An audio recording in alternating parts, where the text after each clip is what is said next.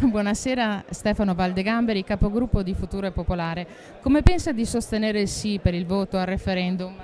Ma intanto abbiamo fatto inserire all'ordine del giorno per il 17 di settembre l'ordine del giorno del Consiglio regionale per l'approvazione del disegno di legge per l'indizione del referendum. È importante intanto che il 17 tutte le forze politiche venete si rendano conto che è fondamentale dare voce ai cittadini veneti. Io credo una cosa dovrebbe essere scontata, ma poi tanto scontato non è. Credo che l'esercizio della libertà di opinione sia un diritto che viene prima di ogni Costituzione, quindi approvando questo disegno di legge i veneti saranno chiamati poi ad esprimersi sul referendum per l'indipendenza della nostra regione in un contesto, io lo vedo, europeo.